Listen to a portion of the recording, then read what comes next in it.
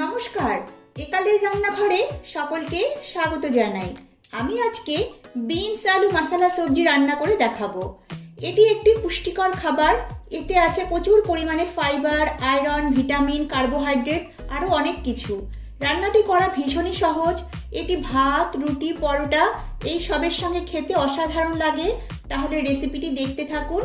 রেসিপিটি ভালো লাগলে একটা লাইক করবেন আর আমার চ্যানেলটিকে সাবস্ক্রাইব করবেন। এই রান্নাটি করতে আমি 400 গ্রাম বিনস নিয়েছি আর এই বিনসগুলোকে ভালো করে ধুয়ে এরকম লম্বা লম্বা করে কেটে নিয়েছি। আর নিয়েছি একটা বড় সাইজের আলু। এই আলুটাকেও এরকম আমি বিনসের মতো লম্বা লম্বা করে কেটে নিয়েছি। এবারে যাচ্ছি মূল রান্নায়। এখন গ্যাসে একটা প্যান বসিয়ে দিয়েছি। প্যানটা ভালোভাবে গরম হয়ে গেছে এবং তাতে দিয়ে দিয়েছি 3 টেবিল চামচ সর্ষের তেল।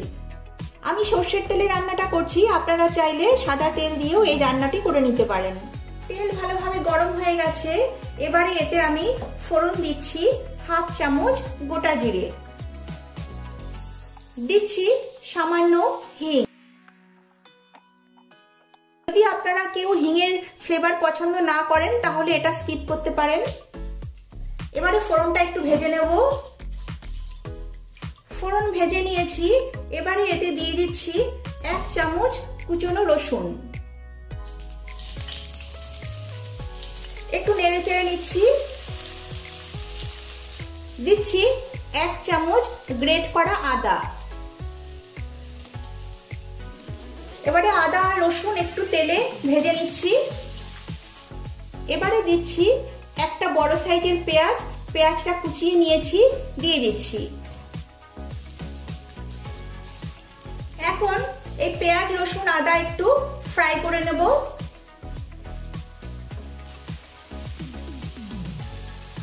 পেঁয়াজ হালকা করে ভেজে নিয়েছি।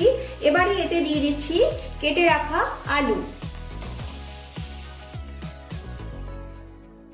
এবারে আলুগুলো সবকিছুর সঙ্গে ভালো করে মিশিয়ে নিতে হবে।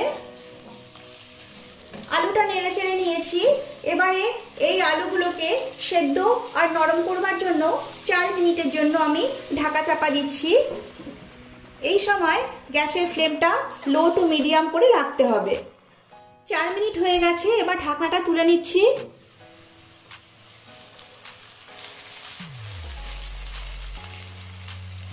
ঢাকা দেওয়ার ফলে আলুগুলো মোটামুটি সেদ্ধ হয়ে গেছে।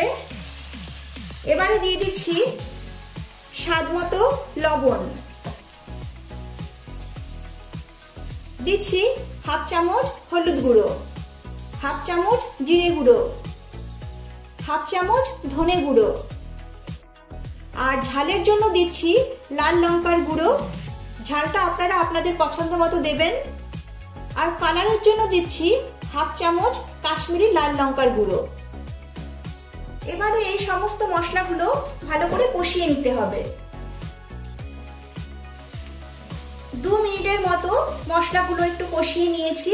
এবারে দিয়ে দিচ্ছি একটা বড় সাইজের টমেটো। এই টমেটোটাকে আমি গ্রেট করে নিয়েছি, দিয়ে দিচ্ছি। এবার এই টমেটোটা মিশিয়ে নিচ্ছি। এখন দিচ্ছি সামান্য জল।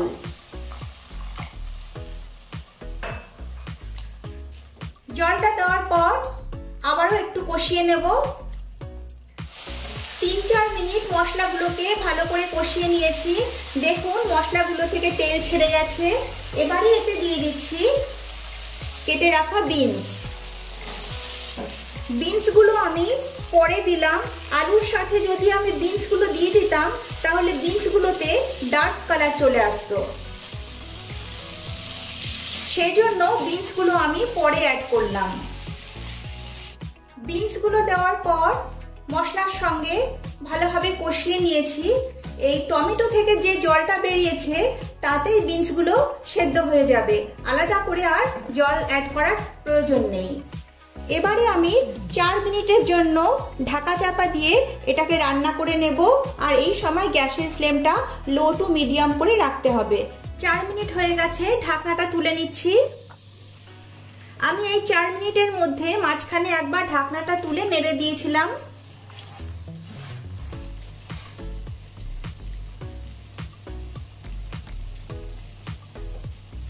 দেখুন আলুও সেদ্ধ হয়ে গেছে, বিনসগুলোও ভালোভাবে সেদ্ধ হয়ে গেছে।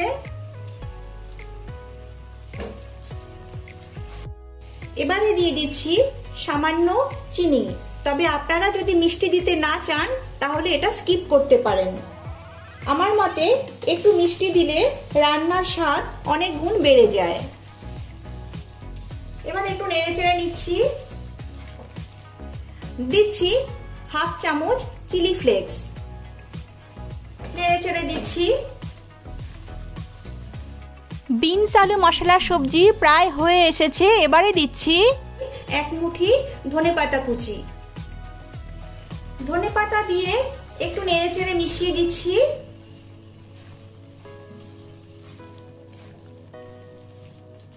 ধনেপাতা দিয়ে একটু নেড়ে চেড়ে মিশিয়ে নিলাম।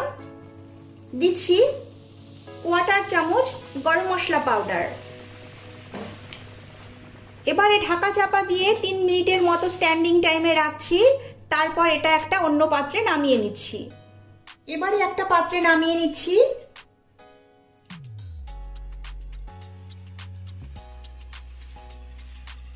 এই রেসিপিটি আপনারা ঘরে একবার ট্রাই করুন, আশা করি সকলেরই ভালো লাগবে। ভালো লাগলে লাইক, শেয়ার ও কমেন্ট করবেন আর আমার চ্যানেলটিকে সাবস্ক্রাইব করবেন। নমস্কার।